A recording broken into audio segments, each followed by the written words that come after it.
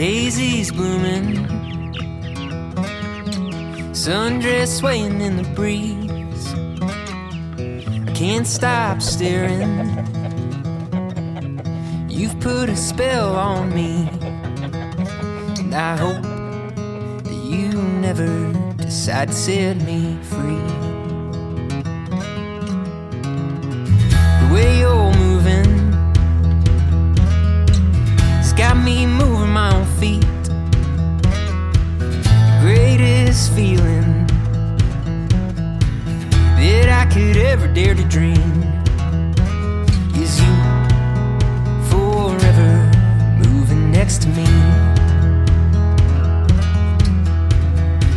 Let's not waste time, or take this slow. We've got miles behind us, but miles to go. So let's just break this down to the simplest truth. You and I as one will always be better than two. The leaves ain't waiting, their colors changing like the times. And I'm taking, darling, would you be mine? And I hope you know I will love you for the rest of my life. Let's not waste time, or take this slow. We've got miles behind us, but miles to go. So let's just break this down to the simplest truth. You and I as one will always be better than two.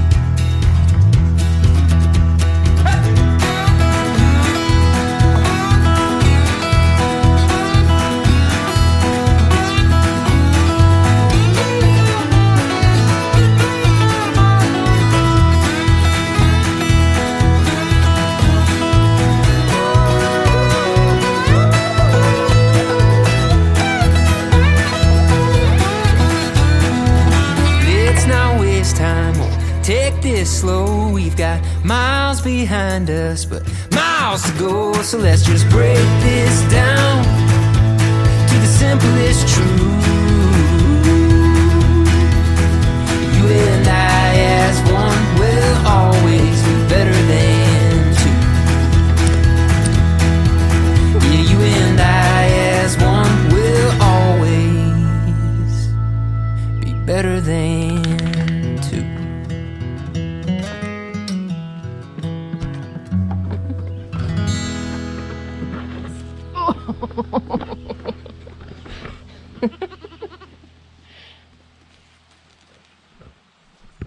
Hey guys, welcome back to the Eaton Homestead. My name is Danielle. If you are new here, welcome.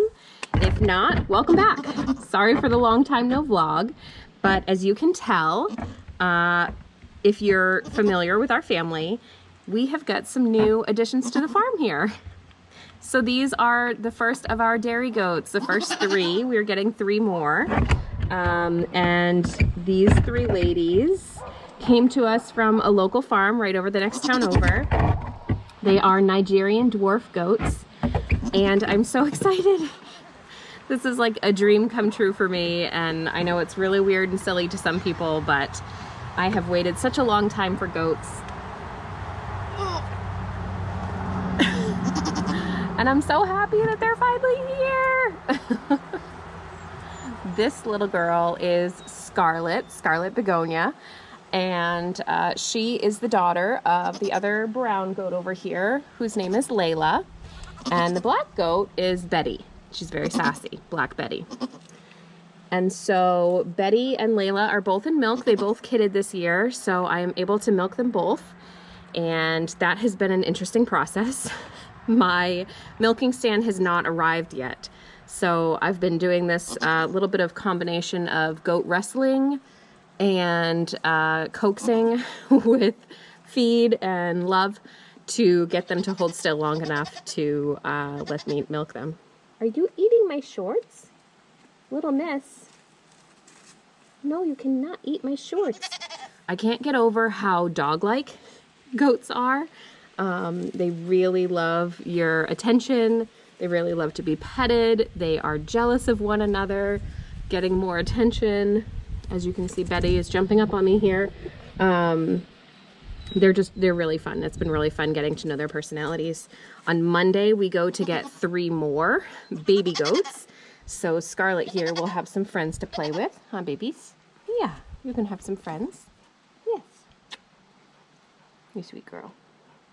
Those 3 are coming from a farm in Cumberland, and their names are Praline, Penny, who Nate has already decided he's going to call Oreo because she's black and white, but her name is Penny, and Josephine is the 3rd one. So we are super pumped to go and get them as well and have everybody kind of settle in and become the Eaton Homestead goat herd. It's a lot of fun. Luna. Looney really wants to get in here and play with the goats. She's not allowed. I'm sure she'd be fine, but goats don't like to be chased and dogs like to chase. So that's not a good combo, is it? Is it, sweet girl? I really love Scarlett's chocolate brown color with her bright blue eyes. Very pretty combo. Betty. And Betty is the queen bee for sure. It's all about Betty. Hey, don't bite me. I'm really glad that I ended up going with the Nigerian dwarf breed, just because they're so small, they're so easy to handle. I was very, very intimidated at first, but after having a few days with them, I feel really comfortable knowing at least that I can handle them. They really want to try and get out of here. They just want to be with you at all times, so being able to control them is important. Huh? Especially where we're still finishing up the barn. This is a pre-built barn that we bought, and we still need to retrofit it. So we need to add stalls, we need to add a wall so that I can have a milking room to be able to keep just one goat at a time in the milking room so they're not fighting over feed and stuff like that.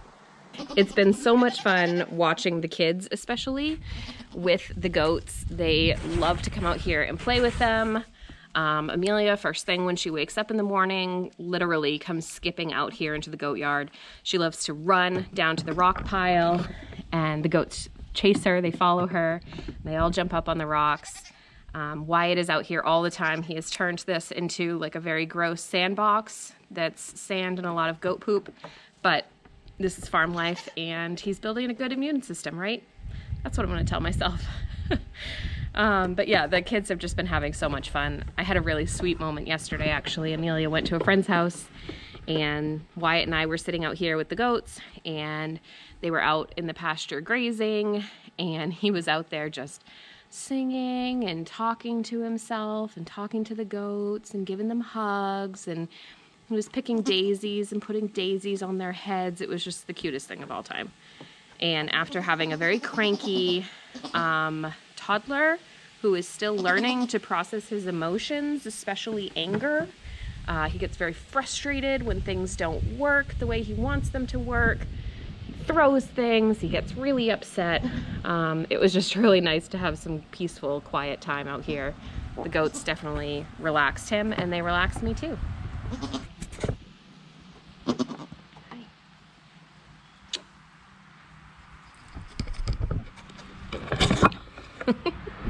I was joking with my sister that the addition of these girls to our homestead is really making me feel legit. I don't know why all this time raising chickens, raising bees, doing a giant garden.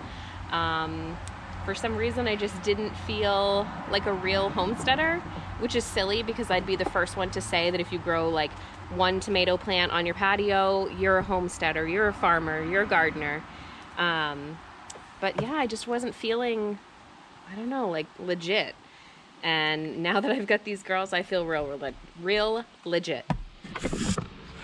A lot of that is now because I've got even more homestead farm chores to do, getting out here to milk twice a day. It's a commitment. Amelia and I had Girl Scouts the other night. We didn't get home till about 8:30, so Miss Betty had to wait until I got home. I had to milk her late with a headlamp on because it was getting dark.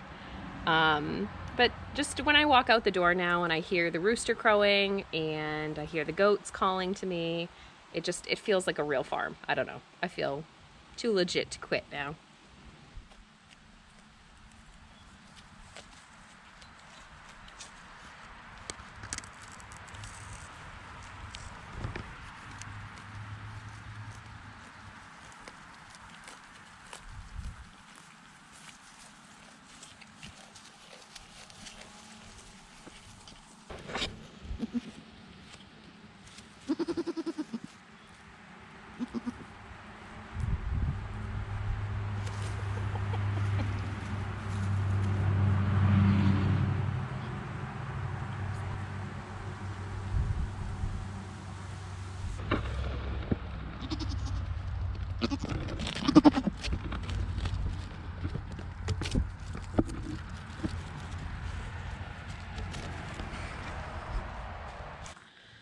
So as I mentioned, I got these 3 girls from a farm in the next town over. It's called Rock Bottom Farm, and I am so very thankful for Scott and Melissa over there. Melissa has become a good friend and a goat mentor, if you will. There's definitely a lot about learning how to take care of a brand new species of animal, and she's been very helpful in helping me to learn. I've read a lot of books, I watched a lot of videos, but it's sort of like, in a slightly less stressful way, it's sort of like bringing home your newborn. You know, you can read all the books that you want, but until you do it, until you just are sent home and you sort of feel like, who is letting me do this? Who's trusting me with this? Who's trusting me with this brand new baby? It sort of feels like that with goats. Like, who gave me permission to bring home goats besides Nate? But you figure it out, you watch them closely, you love them, and I'm hopeful that we won't have a lot of problems with their health or anything, but I am just keeping an eye. I'm continuing to read and learn all that I can learn so that we can have a nice, healthy goat herd here, not only for the fun of just having them around, I really love them as an animal, but also because of the milk that they provide for our family. Right now we're not getting a whole ton of milk. Nigerian dwarfs, as you can imagine, because they're so small, don't produce as much milk as a bigger breed of goat would. You know, a cow could make like a gallon of milk a day. These girls are, right now I'm only getting a few cups each, but it's enough to kind of get us started and enough to kind of play with a little bit. And honestly, at this point, I'm just trying to get everybody settled, really get our herd started, because next year we will have 6 goats in milk, and I will definitely be getting an electric milker then, because your hands get tired with the tiny little teats.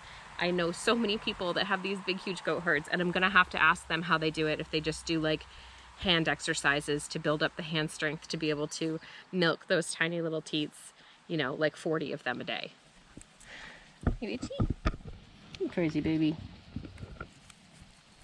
You crazy baby goat.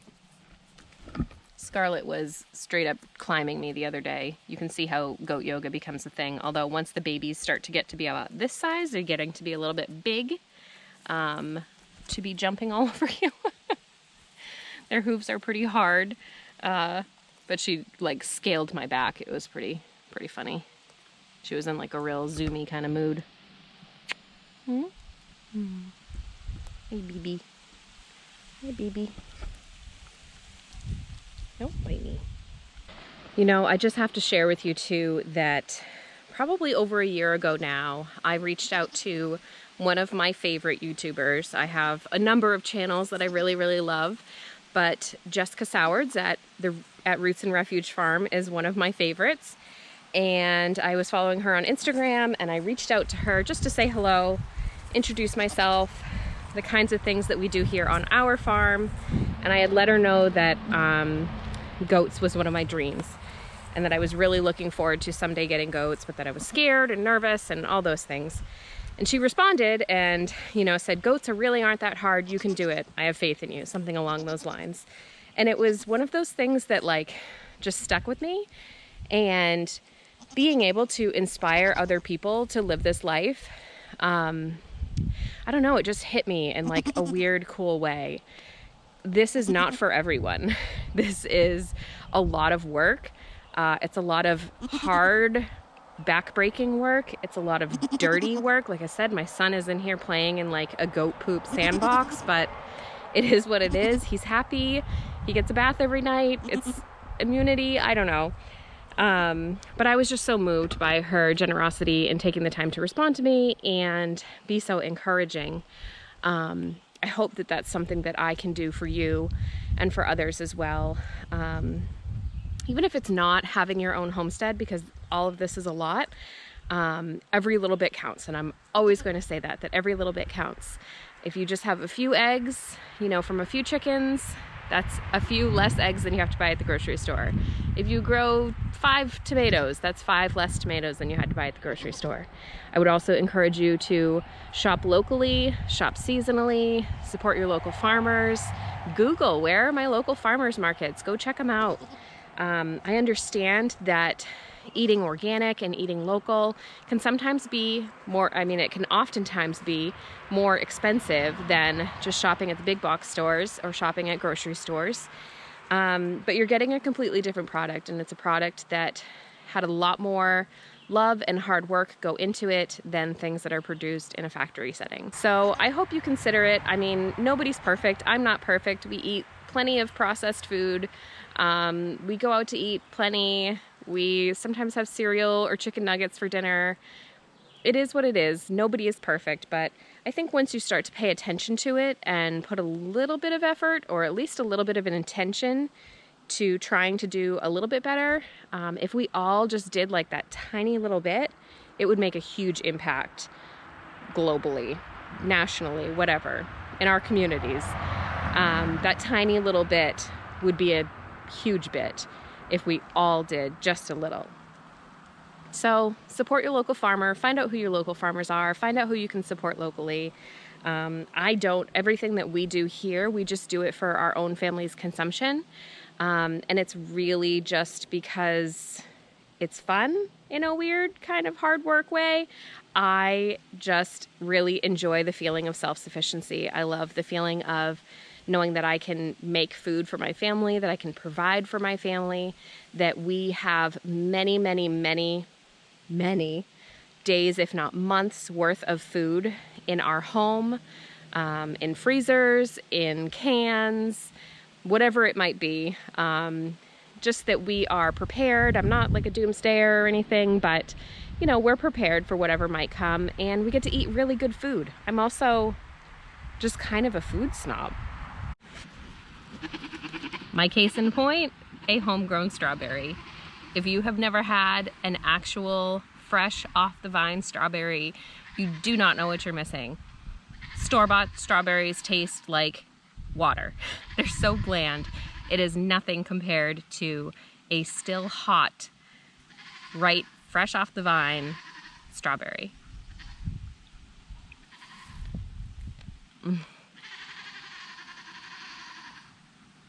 It's so good. It's so good.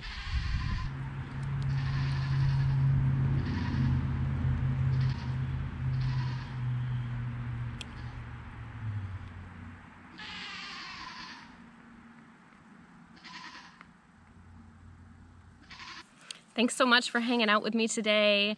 I really enjoyed getting to show you our newest family members. I'm so excited to have them. Feel free to hit that subscribe button. It really helps our family to grow this channel, and you will get notified when we post new videos, and we share this whole process of having goats and bees and gardens and chickens and all the really fun things that we do as a family.